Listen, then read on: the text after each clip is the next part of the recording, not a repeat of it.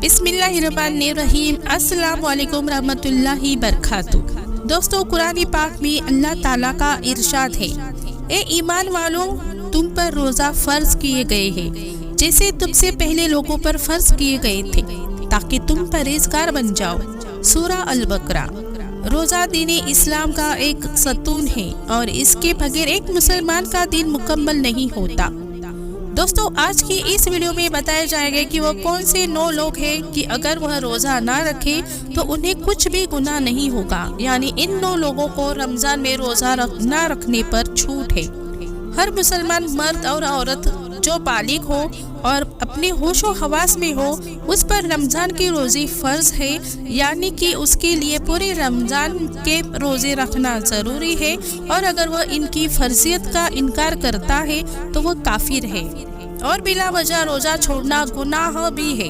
लेकिन क्या आप जानते हैं कि 9 लोग ऐसे भी हैं जिन्हें रमज़ान के महीने में रोज़ा ना रखने की छूट है।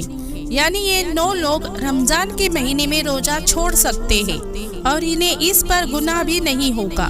नंबर 1, बीमार आदमी। सबसे पहले इंसान जो रोज़ा छोड़ सकता है वह बीमार आदमी है।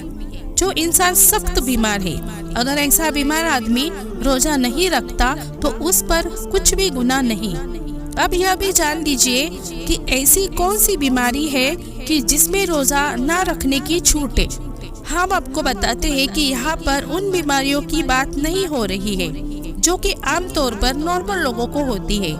जैसे कि अगर किसी का सर में दर्द हो गया, घुटने में दर्द हो गया, किसी को सर्दी जुकाम लग गया और इस पर उसने रोज़ा छोड़ दिया, तो ऐसा करना बिल्कुल भी जायज़ नहीं है।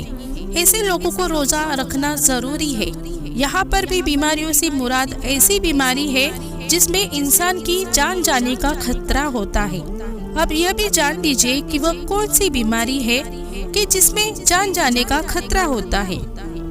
तो इस बात का ऐसे पता चलता है कि अगर कोई माहिर डॉक्टर आपको ये कह दे कि अगर आप भूखे प्यासे रहे यानी रोज़ा रखा तो रोज़ा रखने से आपकी जान जाने का खतरा हो सकता है, या फिर डॉक्टर आपसे ये कह दे कि अगर आपने रोज़ा रखा तो आपकी बीमारी ठीक नहीं होगी या आपकी बीमारी और बढ़ जाएगी, तो ऐसी सूरत में रमज़ान के महीने में रोज़ा छोड़ना जायज़ है। लेकिन छोटी छोटी बीमारियों में रोज़ा छोड़ना जायज़ नहीं। अब यहाँ पर अगर किसी ने अपनी बीमारी की वजह से रोजे छोड़ दिए हैं तो वह याद रखे कि उसे इन रोज़ों को बाद में रखना पड़ेगा। यानी जब उसकी बीमारी दूर हो जाएगी, यानी कि जब उसकी बीमारी ठीक हो जाएगी तो उसको अपने छोड़े हुए रोज़ों को कज़ा करना पड़ेगा। अब अगर किसी की बीमारी ऐसी है कि वह कभी ठीक नहीं हुई और उसका आखिरी वक्त करीब आ गया, तो ऐसे में वह अपने घर वालों को ये वसीयत करे कि मेरे इतने रोजे छूट गए हैं और वह उनका फिदिया अता करे। ऐसी सूरत में बीमार शख्स रोजा छोड़ सकता है। नंबर 2, हमला औरत यानी प्रेग्नेंट औरत। अगर ऐसी औरत रोजे रखने पर उसको और उसके बच्चे की जान को खतरा हो तो ऐसी औरत भी रमज़ान के महीने में रोजा छोड़ सकती है। उस पर कोई भी गुनाह नहीं होगा। ऐसी औरत के लिए भी रोजा ना रखना जायज़ है। लेकिन याद रहे कि ऐसी औरत भी अपने छोड़े हुए रोजे बाद में रखेगी, यानी कि जब उसकी सेहत ठीक हो जाए तो उसे भी अपने रोजे छोड़े हुए रोज़ों का कज़ा करना हो। और अगर कोई हमला औरत है और उसका डॉक्टर अगर उसे ये कह दे रोज़ा रखने से यानी रोज़े में भूखा प्यासा रहने से उसकी या बच्चे की जान जाने का कोई खतरा नहीं है, तो ऐसी औरत के लिए रोज़ा रखना ज़रूरी होगा। नंबर 3, ज़्यादा बुढ़ापा होना। यानी तीसरा शख्स वह है जो अपनी उम्र की आखिरी पड़ाव में पहुंच जाए।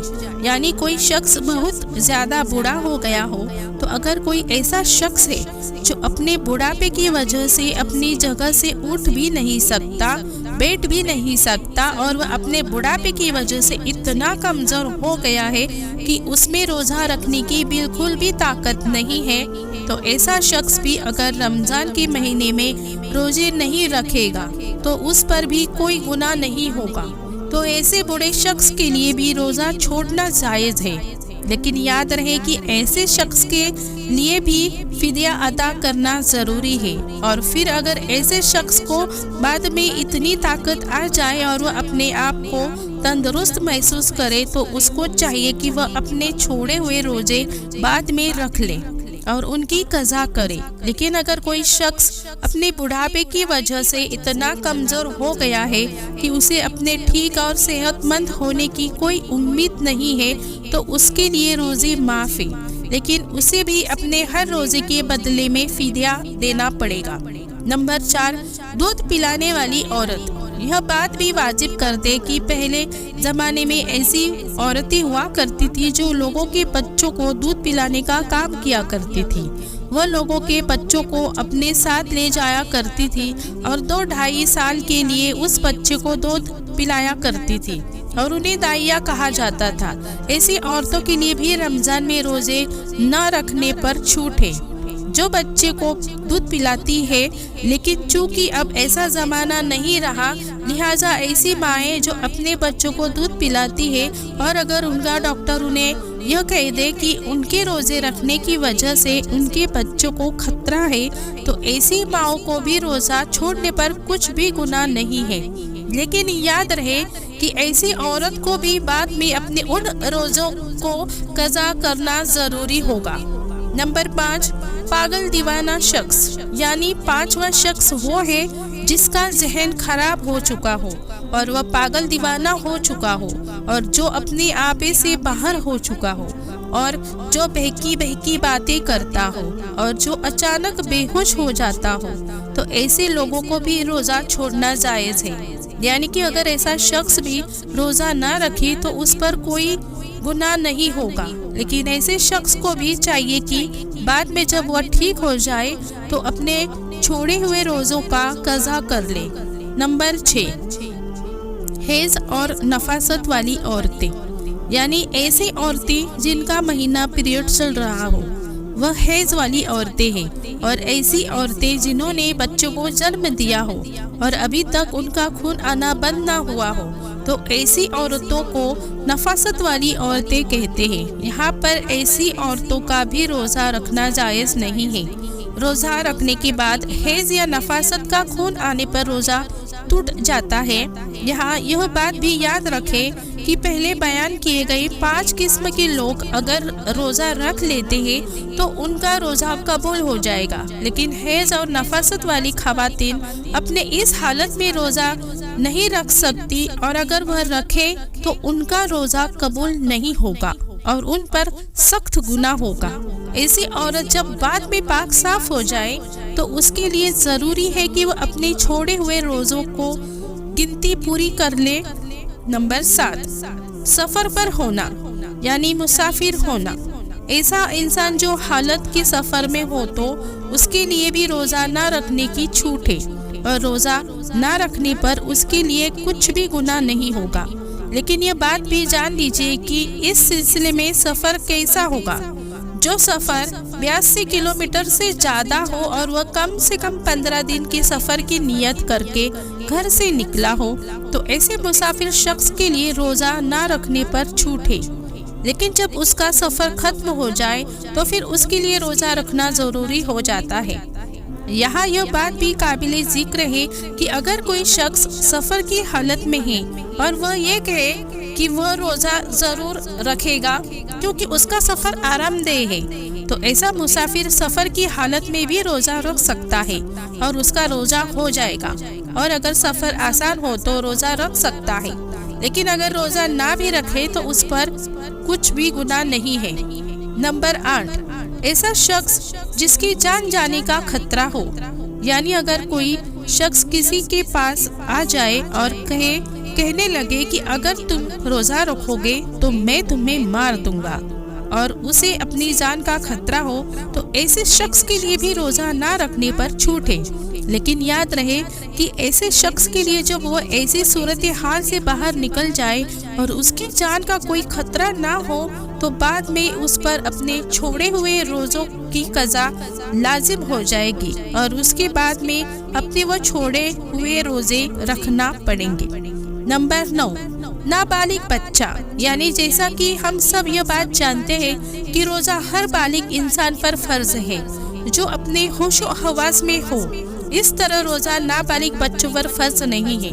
اگر کوئی نابالغ بچہ روزہ نہیں رکھتا تو اس پر کوئی گناہ نہیں ہوگا اور اسے روزہ نہ رکھنے پر چھوٹ ہے، لیکن اگر کوئی بچہ 10 سال کی عمر میں پہنچ جائے اور اس میں روزہ رکھنے کی طاقت آ جائے تو اس کو چاہیے کہ وہ روزہ رکھنا شروع کر دے، اور اگر ایسا بچہ نہ رکھے روزہ تو اس کے گھر والوں کو چاہیے کہ اس پر سختی کرے اور اسے روزہ ضرور رکھوائے۔ دوستو، یہ 9 طرح کے لوگ ہیں جن کے لیے رمضان کے مہینے میں روزہ رکھنا ضروری نہیں ہے اور وہ بعد میں اپنے روزے کی قضا کر سکتے ہیں، جبکہ ان کے علاوہ باقی تمام لوگوں پر رمضان کے روزے رکھنا فرض ہے۔ دوستو، رمضان اور روزے کے متعلق کوئی بھی باتیں ہو یا کوئی بھی مسئلہ پیش آئے تو آپ اپنی مسجد کے امام صاحب یا کسی اچھے عالم دین سے رابطہ کریں، وہ آپ کی بہتر رہنمائی کریں گے۔ اللہ تعالیٰ سے دعا ہے کہ تمام مسلمانوں کو اپنے ماہ رمضان مبارک کے روزے خوشی خوشی سے رکھنے کی طاقت اور توفیق عطا فرمائے، آمین رب العالمین۔